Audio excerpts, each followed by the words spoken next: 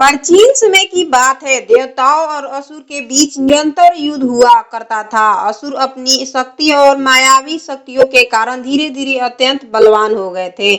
देवताओं के अधिकार क्षेत्र पर आक्रमण करने लगे और स्वर्ग लोक को भी हानि पहुंचाने लगे। देवताओं के राजा इंद्रदेव अत्यंत चिंतित थे, क्योंकि असुरों की बढ़ती शक्ति देवताओं के अस्तित्व के लिए खतरा बनती जा रही थी।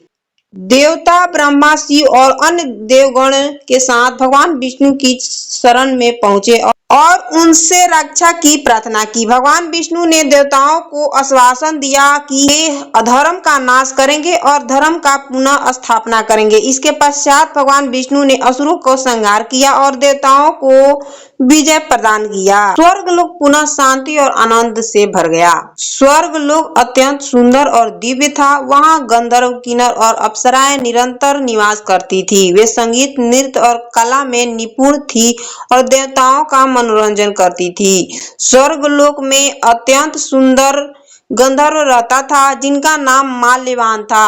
अत्यंत प्रतिभाशाली, नम्र और धर्मपरायण था। उनकी पत्नी का नाम पुष्पवती, जो एक अत्यंत सुंदर और गुणवान अप्सरा थी।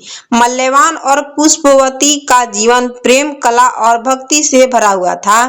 दोनों एक दूसरे से अत्यंत प्रेम करते थे और स्वर्ग में सुख पूर्वक जीवन व्यतीत करते। एक दिन इंद्र ने स्वर्ग लोक में एक दिव्य भव्य का आयोजन किया। इस उत्सव में देवता, ऋषि, मुनि, गंधर्व और अप्सराएं सम्मिलित हुई। इंद्रदेव ने मल्यवान और पुष्पवती को सभा में नृत्य और संगीत प्रस्तुत करने का आदेश दिया। मल्यवान वीणा बजाने लगा और पुष्पवती नृत्य करने लगी। दोनों का प्रदर्शन अत्यंत सुंदर और मोहक था। देवगण आनंदित हो उठे, परंतु नृत्य के दौरान दोनों एक दूसरे के प्रेम में इतना मगन हो गए कि वे अपने कर्तव्य को भूल बैठे। उनका ध्यान भक्ति और सेवा के स्थान पर केवल एक दूसरे से पर केंद्रित हो गया। इंद्रदेव ने यह देखा और अत्यंत क्रोधित हो गए। उन्होंने कठोर स्वर में कहा, तुम दोनों ने स्वर्ग के नियमों का उल्लंघन किया है। तुम्हारा कर्तव्य देवताओं की सेवा करना था, परंतु तुम प्रेम और मोह में फंसकर अपने धर्म से निमुख हो गए। इस अपराध के दंड स्वरूप तुम दोनों पृथ्वी पर जाकर पिशाच योनि में जन्म लोगे। माल्यवान और पुष्पवती भयभीत हो गए। उन्होंने देव इंद्र से क्षमा मांगी, परंतु श्राप वापस नहीं किया जा सकता। श्राप के प्रभाव से दोनों स्वर्गलोक से पृथ्वी पर गिर पड़े और एक घने भयानक जंगल में पहुंच गए। उनका दिव्य स्वरूप नष्ट हो गया और वे भयंकर कुरूप और भयानक पिशाच बन गए। पिशाच योनि का जीवन अत्यंत कष्टदायक था। वे दिन रात भूख, प्यास, पीड़ा और भय से जूझते रहते थे। अंधकार, शमशान, जंगल और भयानक स्थान ही उनका निवास बन गया। हालांकि उनके पूर्व जन्म के पुण्य के कारण उन्हें अपने पिछले जन्म की स्मृतियां याद थी। वे जानते थे कि यह कष्ट उनके कर्मों का श्राप का परिणाम है।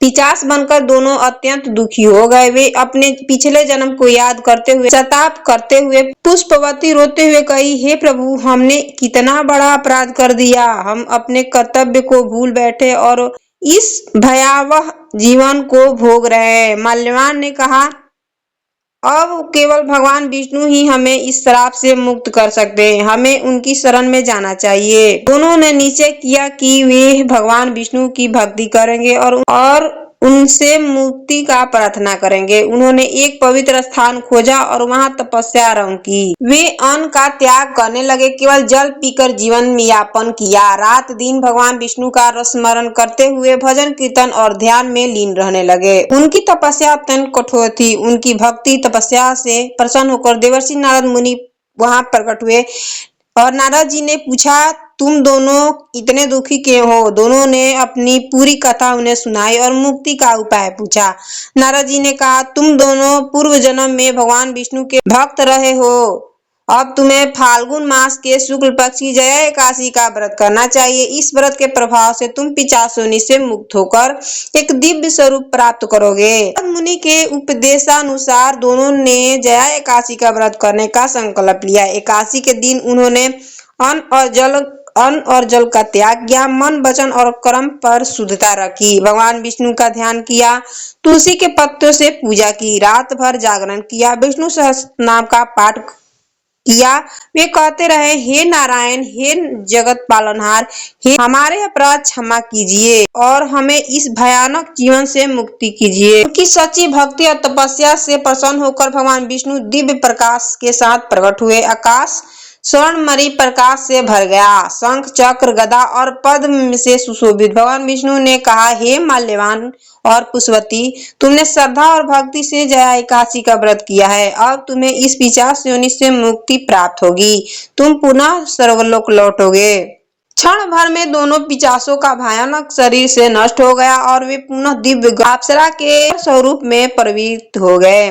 देवताओं ने पुष्प वर्षा की, स्वर्गलोक में आनंद का वातावरण फैल गया। माल्यवान और पुष्पवती भगवान विष्णु के चरण में नतमस्तक हो गए। भगवान विष्णु की कृपा से दोनों पुनः स्वर्गलोक को गए।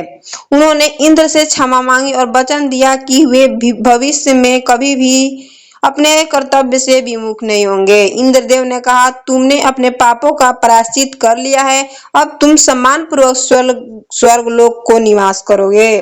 भगवान विष्णु ने देवताओं से कहा है, जो भी श्रद्धा और नियम पूर्वक जया एकादशी का व्रत करेगा वह समस्त पापों से मुक्त होगा और अंत में मोक्ष ही प्राप्त करेगा। यह व्रत पिशाच बाधा और सकारात्मक शक्तियों से रक्षा मिलता है, पाप का नाश करता है, सौभाग्य और सुख समृद्धि प्रदान करता है, भय और कष्ट और दुख को दूर करता है।